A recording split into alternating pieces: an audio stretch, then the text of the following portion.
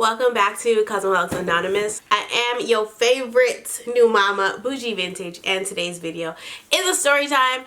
This is a story time I was actually supposed to film like 2 weeks ago, but I'm just busy. So I'm here to deliver today. So this is a story time on why I left the church. There's a number of reasons why. I talk about God on my channel a lot, and I just feel like, especially during Botox, and I get a lot of questions about my spirituality and my religion, and sometimes I feel stumped and I feel like I don't know how to answer because I don't know, like I just have mixed feelings. So I guess I'll start from the top. Obviously, I grew up in the church. My father is a pastor without credentials. Church has always been a part of my life, and so from I was basically born in the church, child. Okay, from birth until I'm gonna say probably 12 or 13, I was attending church on the Sabbath. And so if you're unfamiliar with Sabbath, it's basically when you go to church on the 7th day. However, I was never Adventist. I don't really know what Adventist is. I don't know what the difference is between Seventh-day Adventist and Seventh-day Church of God. I think the Adventist church has a lot more rules and regulations that have to be followed. Like I know a lot of people that were Adventist, they had to wear skirts and stuff to school. They weren't allowed to wear jeans or anything like that. It was like skirts all year round, child, okay? But with us, just going to church on Saturday, we were allowed to wear pants to school. You know, we didn't have to wear long skirts. My earliest memories of being are by church people. And a lot of the people that did it to me were female. And they were also teenagers when I was just like 7 and stuff. You know, I was just really young. Like I was maybe not even 7, like before 7, like maybe 4. I remember being in the bathroom stall at church after church, because church used to drag on for hours, child. Okay, and so I remember being in the bathroom stall at one of the churches. 2 separate females me, and when I used to go to sleep over at my godparents' house, one of the girls from the church also, I guess she was their family or something, so she was sleeping over at their house too, and she me as well there. And like this was like a teenage girl, like she had full boobs. Like it wasn't like a girl your age, like my age, where I would be experimenting or something like that. Like no, full grown teenage girls taking advantage of little old me. So it's funny because when I think it was like I was like 21, and I think I had blocked everything out of my head. But when I was 21, for some reason, everything just came rushing back to me. And I remembered all these things, and I'm just like, WTF? Like, what is my life? And so I remember I was telling my friend, I only ever shared this with one person, and I was telling one of my best friends the stuff that happened to me. And I never really talked about it ever again. I never ever discussed it with anybody, not my mom, like nobody. But I was repeatedly being at church or by church people. And so like I said, I didn't really remember it until one day I don't know if it was around my 21st birthday, but all these things just came rushing back to me. It was like I had a trigger moment, and I just started remembering everything, and I was just like, whoa, like what the fuck? This is a part of the reason why I feel like I'm super effed up, but whatever. So that was early on in my church years. Because of my father being so like, he's a man of God, this, that, and the third, but then he is the worst human on the face of the earth. Because of that oxymoron of my father, I feel like a lot of the people in the church are that way. And a lot of the people use the church as a facade and to cover up their true dirt. And so when I think about all those things, and I think about how the people in the church should be, and how many of them go so far left against that. Like people that I know personally, people that I don't know, people that are just living in secrecy. I just feel like the energy of the church is off. It's bad, it's poisoned, it's tainted. And so obviously not every church is like that. But I want somebody to, you know, find me a church where there's not at least one person in there that's not so corrupted and hiding it. And I feel like, especially with the Seventh-day Church, a lot of the stuff gets brushed under the rug. There's stuff I can't talk about because a lot of other people that are close to me would be involved. There was a man at the church, a boy, well, there was a teen, I don't even know, at the time he was a teenager, but he was older than a lot of the girls. And he basically, I don't know if he had done it to his sister, but he had been kicked out of his house and he was taken in to one of the other houses, but the other of the church, like somebody else had a house and they took him in because his mother didn't share the information. She didn't share why she kicked him out.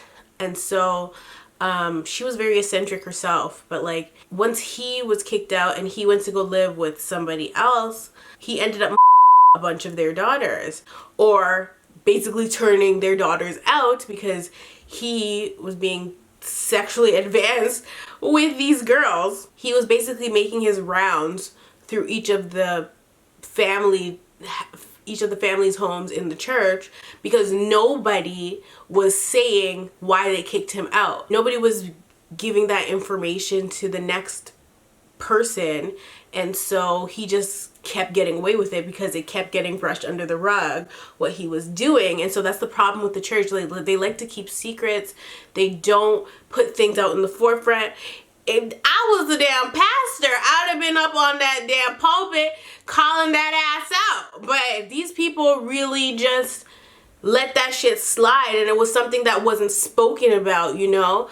That's why the church ends up being super duper corrupted. When things can be fixed, they get brushed under the rug and nobody talks about them, and then everybody's just supposed to shh, don't say anything about it. That was a big part of my early childhood in the church. My story might be all over the place because I'm gonna be jumping from when I was little to when I was big. A couple years ago, I used to do like promotion for this hair company. It went sour, but there was a photo shoot that I had to show up for, and the makeup artist of the photo shoot was actually one of the people that had me when I was younger. And so when I saw her, immediately I was uncomfortable, but she's probably thinking I don't remember. And so I never said anything. Obviously, that's just, I don't know, I wasn't ready to say something to her. You know, if I see her now, I probably would say something, but she's married and everything. I think she might have a child or two. But I was sitting there and she was doing my makeup, and so she's super like in my bubble, and she's like to me, "Oh my God, you're like so sexy." And I'm just like, when she said that, I was just like, I was having an anxiety attack. Like, I felt so little, you know? I just felt like a little girl again, and I just felt so disgusted and gross. Like, I don't even know how to explain it to you guys, but it's pretty fucked up if the person that did that to you ends up doing your makeup in the future and you don't even know what to say, and they tell you that you're sexy. It makes you uncomfortable, and I was super uncomfortable when she said it or whatever, so whatever. But then fast forward again, so I'm pregnant with Salem or whatever, or I just gave birth to Salem, and a couple people that I don't keep contact with came to comment on my video, but it went to spam. And so I always check the spam. Well, there's two spam folders. There's one that's like actual spam, and then one that's not spam and potentially might be spam. Either way, you go to those folders to approve comments. And so I was in the one that was potentially spam, but like the ones that are actually spam would be like the ones that people are like promoting their YouTube channel or something, and the comments are like they put like links to like a hair website. Like, that's what the actual spam is. The potential spam is just certain words or something. She ended up commenting and coming to my thing to congratulate me, and again I just felt like a little girl. I'm just like, ew, like why is this person trying to be relevant right now. Like, why are you popping up and congratulating me? You me. Like, what is really good? Like, what's the tea here? Up until I was like 12, 13, I used to be forced to go, one, sleep at my father's house for the weekend, which meant we had to go to church, and two, go to church. So we would go to church with my father, but then this next church that we started going to, after we left the other church, we started going to a different church, but it was still Saturday. And so we were going to this church, and it was just so much mix up, like so much drama. They would always be talking shit about my sister and making stuff up and saying my sister was a bad influence on their kids and lying and saying that my sister was pregnant and all kinds and just beer drama. But my mom wasn't coming with us at that time because at this time my parents were separated and there wasn't really a line of communication there. And so we were attending this church and these badass kids would be getting in trouble and they'd be putting the blame on my sister. Granted, my sister was a little bad, but she was not influenced. We didn't go to the same school or anything like that. We were not, like, no. There was just this one family there that was so draining, and it was them that was always starting the rumors about my sister. But then they would, like, invite us over to hang out or whatever. And again, I ended up getting by those bitches. So church has always just been a negative place for me. It's just never been cool. And so a lot of the people in the church end up people because they were too and I think that's what happened to me. Like, I think that the girls that were doing that to me were obviously previously before I was, and so they were just passing the buck. Like, I don't know, but it was super uncomfortable for me. So, and you don't say anything. And these girls were way older than me. Like, every time it happened, it was girls that were way older than me, like super teenage girls, and I was just a youngin', like I was like 11, like but yeah, so the next church was just beer drama. My godmother, she had 2 sons at the time, and she was just angry. She was just like an angry black woman. And I remember being in Sabbath school one day, and her son wasn't behaving himself, and she yelling at him and telling him she's gonna slam his head into the brick wall because there was like brick walls inside. She was telling him she's gonna slam his head into the brick wall if he doesn't fix up. And I was just like, traumatized. And I remember coming home and telling my mom that. She's like, that is not cool. Like, it's one thing to say I'm gonna beat your ass. It's one thing to say watch when we get home, you know. It's one thing to actually just drape up the child and beat the child with the belt or something, spank on the booty, but don't tell your child you're gonna slam his head into the brick wall. Like, what? And these are the people at the church. That is straight up violence. That is straight up manslaughter. Like, what are you talking about? Like, and this is during Sabbath school in front of all the children. It's her in there teaching us about the Bible, but then threatening her child. What the hell kind of shit is that? Like, who would want to go back to church after that? So I'm seeing all these things happen, and as a child I've always been super observant, and so I've always watched. I've always taken in what people are doing, what people are saying. I was always false, right? So I was always like in big people business, and I would always listen and take in what would be going on, and I would always go home and tell my mom. I think that's actually why when I told her that I didn't really want to go back, she didn't really fight me on it, because one, it was hell with my father, and two, who is going to send their child to an environment like that, you know? It got to the point where my father would show up at the house to pick us up for church, and my sister would go, but I would be taking my sweet precious time so that he would drive off and leave me, because he was notorious for that. He would threaten that he's leaving you, and I didn't give a rat's ass. I didn't want to go to church, so I'm gonna take my sweet precious time. And he thought he could discipline me, but he didn't live in the house. And I was like, no, you can't discipline me because you don't live here, my like, goodbye. So mine and my father's relationship has always been strained since I was a baby. So at that point, I stopped going to church on Saturday. My father eventually got the hint, and my mom wasn't going to church for a while either, but then my mom decided she was going to drag my little ass to church on Sunday. And so this church was actually really different. I used to go to a church called, you probably know it if you're from Toronto. It was kind of one of the bougier churches. It was a lot bigger than any church I had ever been to, and it felt a lot more genuine. But child, the tea was piping hot at this church, baby. It was piping hot, honey. I was like, oh. And so at this point I'm older. I'm like 13, 14 now. I'm in high school, and my mom was dragging us on Sundays and Wednesdays, and that's why I couldn't stand it, because my mom always used to bring me to church on Wednesday for Bible study. And so like it was like I was just in the church, okay? I was in there like swimwear. There was no escaping. At this church, I found the boys were cuter. There was a lot more people. Like the churches that we were going to before, the congregations were tiny. It was like these churches were in like these ghetto little crawl spaces, but this was the first time I was at a church that was like, ah, and it was super duper big. And so I'm excited in a way because I see that there's cute boys, and so my eyes are wandering and stuff, you know, and I'm really there for all the right reasons. Oh, I got baptized when I was 10 years old. So I got baptized in the small church, but that's neither here nor there. Yeah, so now we're at this new church, and it seems good and normal. And I actually think we started going there because my sister was dating this guy who did her dirty, baby, but we ain't gonna talk about that, okay? He was trifling as ever. As ever, honey. Like I wish I'm gonna ask her if I could tell the story, because well, she's gonna say no, so never mind. Anyway, he was trifling, but he was like the pastor. He was a security, right? So he was the pastor's like right hand man or whatever, right hand man.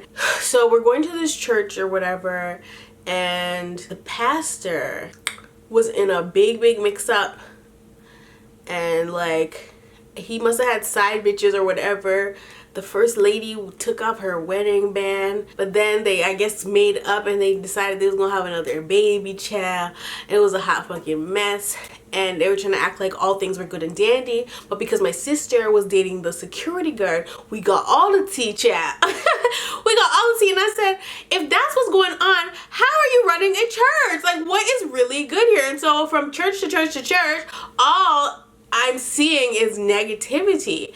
It's like I've never been able to go to a church or have a conversation with a person that does go to church, and they don't tell me some crazy mix up shit that's going on at the church. And so I remember there was people that worked for the pastor were getting bitches pregnant, but they weren't married, which is a big no-no with the church, child. People was having children out of wedlock, so then they couldn't work for the pastor no more. They're getting kicked out of the place, and I'm just like, Chad, this is messy. And then on top of that, the person, and when I'm at like 14 years old, I'm talking to my mom like, Mom, I thought you weren't allowed to have sex before you're married. What is going on? And she's just like, I don't know, Chad. Mind your business, baby. Like, you know what I mean? I'm observing all these things, and so I'm like, if these people are trying to, you know, speak the word and give the word and talk to me about the Lord and teach Sunday school now, but they out here getting bitches pregnant, what the hell am I listening to you for? You don't know nothing. You don't know nobody. You're not up there with the Lord. Cleanliness is next to godliness, and y'all ain't clean. Like, what's the real tea here? All of these things were just kind of bunching up, slowly pushing me away from the church. But for whatever reason, I've always just kept my faith. Like, even though the people in the church are horrible examples of leaders and, you know, they don't seem to be following protocol, I'ma just take a step back, okay, and get right with the Lord on my own terms. I started to feel like I don't really have to attend church. I can just keep my relationship with God super strong, keep up with reading the Bible every night, and constantly be in prayer. That's what I started to do once I got older. But there was a period where I wasn't really focused that way. When I started smoking and stuff, that's kind of when I wasn't at all focused or building my relationship with the Lord. I was kind of just I guess being a teenager and figuring things out. It wasn't until that first paranormal activity story time I told. What happened in that story time, that's basically when I kind of just started getting back into the groove of things and started on really building my relationship with God, because I wasn't in church and I was partying a lot and I wasn't doing, I wasn't working on bettering myself. I was kind of just a loser. That's basically what was happening in that time period. But anyway, back to being in the church. So I'm in the church now, and I remember, I think church was actually one of the times I almost got into a fight at church, because I don't even remember what it was. I think there was a boy involved and there was another young lady, and I don't remember who it was, and there was just all kinds of smoke popping off outside after church service. It was like, catch me outside, how about that? Like, it was messy. Like, it was so messy. I don't remember what the hell the fight was about, but it was just bare drama. And so I was with my friends, and then the girl was with her friends, and it was really about to be a brawl after church. Like, they was really about to have to pick up my little extensions off the ground, like. But we didn't fight, we just argued. It was just like a rah-rah, like, keep my name out your mouth, like, it was just ghetto, okay? It was ratchet and ghetto. And then, yeah, that was that. But that church had a lot of secrets and dirt too, and so I was just like, well, if I can't go to none of y'all churches, because all y'all is a mess. There's not one church that I've been to that hasn't been a mess. So I'm gonna chuck the deuces on this one. And my mom saw it too, and she's just like, and on top of that, it was like church was like a fashion show. There was so much fashion competition in the church. There was so much cheating and lies going on, and I guess the more people in the church, the more problems is gonna be, because at the smaller church, there wasn't that drama of people cheating and stuff, everybody had their families. The drama at the smaller churches was more really bad stuff that was affecting the children. I don't know what was going on in the adult world at that church, but then, the adults were brushing the shit under the rug, okay? But then at the new church, it was like just scandal after scandal after scandal. I wouldn't be surprised if that pastor had a side lady with a friggin' other baby on some Peter Guns Tara Amina shit. And also, what's the new one? Child, I just did the damn review for it. Love and Hip Hop Atlanta, Kirk and Rashida shit. Like, I would not be surprised. And so obviously I can't be out here outing all the pastors' tea, honey. That's not my job, even though whatever happens in the dark finna come to light. Can I get an amen? It was just an accumulation of things, and I can't really see myself going back to church full time. Now, my mom does want to find a church, and she does want to attend, and I'll go with her every once in a while. I am going to christen my child, but all the things that have happened to me in the church, and all the things I've witnessed happen to other people around me, and all the things that I've just witnessed, period, go on in the church and be covered up, bare sin, all the sin I've seen happen under the church's roof, it really makes me look sideways at religion. And so I am in no way religious. I'm just really spiritual and really in tune with my God. I think that in this day and age, that's what's important. Yeah, you're supposed to fellowship with the people, but child, the people can't be fellowshipped with, because they are fellowshipping with the devil, and I just cannot. I need to stay far away from those people. I am not interested. And so one of the other things too is I really like to watch people and see how they move. And so the church is filled with hypocrites, and there was somebody that I was close to, and they were always preaching up and down about God and this and that and the third, but they was the first person to go out here and get pregnant, child. And I was just like, the hell? And so when they told me they were pregnant, I was like, oh, I thought you guys were doing it the Christian way, honey. And she's like, we were, but... And so I always questioned her. I always looked at her sideways when we were friends, because she would do one thing and say another. or say one thing and do another, I always was just like, listen, you can't have one foot in and one foot out. Either you all the way in or you all the way out. Don't be preaching to me about the Lord, but then come tell me the next day how good your man ate your box, bitch. Like, it don't make no damn sense. Because you're doing things that don't, like, they don't correlate. They don't add up. In my adulthood, there's somebody close to me that is like that. And it's so hard for me to have a real conversation with the person because I just look at them like they're full of shit. Because they'll literally go out, get, like, white girl wasted, throw up everywhere, but then post on Facebook or whatever about their journey with the Lord and this and that and the third. God don't want you to drink yourself to oblivion. What are you talking about? And so I can't look at you and even take you seriously when you try to talk to me about God, because I know me and God are straight, you know what I mean? But when people like that try to either come at me sideways about the Lord or try to suggest that I am not good with God. Woo! When people try to suggest that to me, I actually get offended because I'm just like, I know you. I see you for who you are. How dare you? You know what I mean? I'm not the one that's hiding behind this mask, this glorified mask, and pretending to be something I'm not. You know I'm flawed. I know I'm not perfect, but I don't go out of my way to act like I'm perfect and that I have all the answers and that I am God's favorite child and that you need to follow me and do what I'm doing because I'm the cleanest girl out here. I'm next to godliness because I'm so clean, okay? Because I'm so cleanly. Like, no, that's not me. I just keep it a buck. I keep it real. I say what I feel.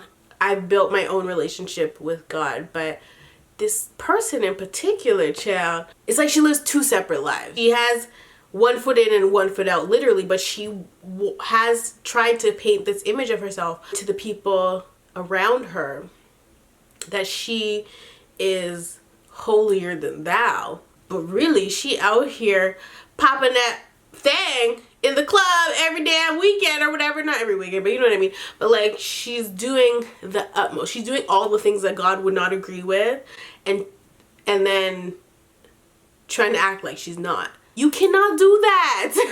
You can't do that. Like, God sees you. We see each other. You know what I mean? Like, God sees you. I see you. Everybody sees you. And so, when those kind of people try to come to me and say sideways bullshit to me, I really get offended because I'm just like, you can't talk to me, honey. You can't say a damn thing to me because I know all your dirt, bitch. I know all your dirt. All your dirt, I could put it on Front Street if I wanted to. You could sit up there and pretend all you want, but when somebody knows the real you, you're fucked.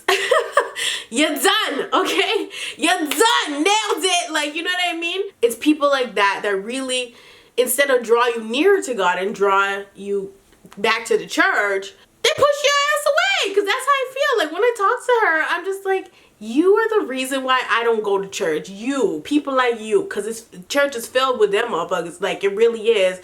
It's sad because it shouldn't be like that at all. I'm just over that shit. Like, false prophets, okay? False damn prophets. And I ain't even gonna get into the false prophet shit because I had a guy try to prophesy to me, child. I had a man try to prophesy to me while I was pregnant.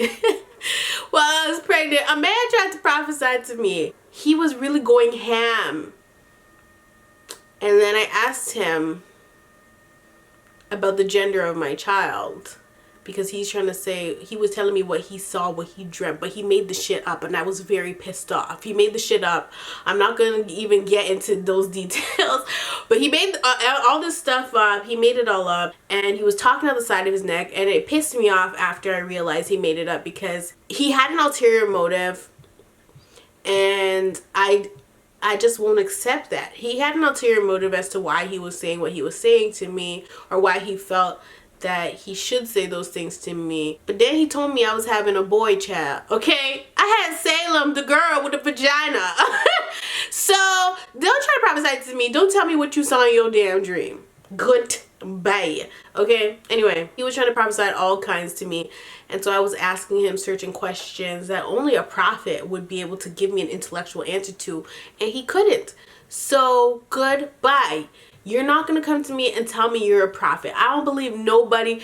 And then there's so much I want to say. Oh my goodness.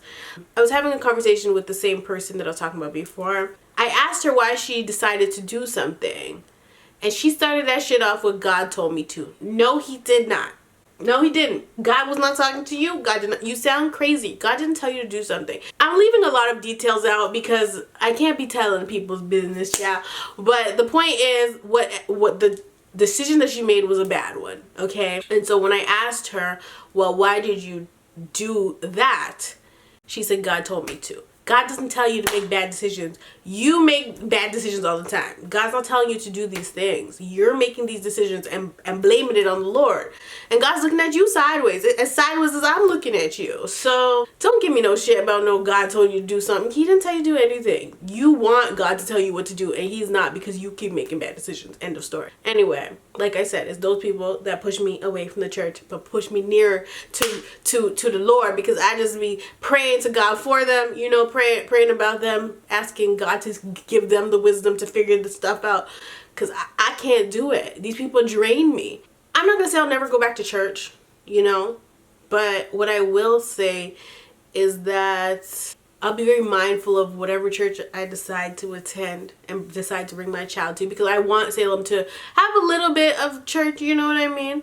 If my mom wants to take her, she can take her with her. My Salem ain't about to be around none of them corrupted ass church children so they can try to hurt my baby, because I will kill somebody and I will go to jail and y'all will never see me again. Like, real talk. Yeah, I don't think that I'm like totally against the church. I don't think that every single church is like as bad as the next, but so far, according to my research, if my name was Phoebe, it ain't looking too bright in the church world, honey.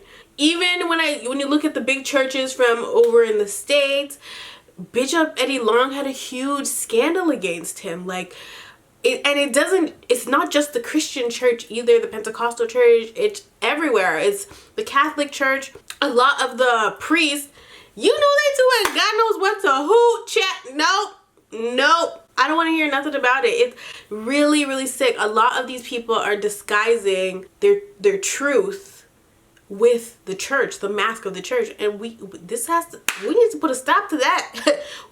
We need to put a stop to that immediately. This is not okay. If I'm being 100% honest, the church scares me. It does. You're supposed to fear the Lord, child.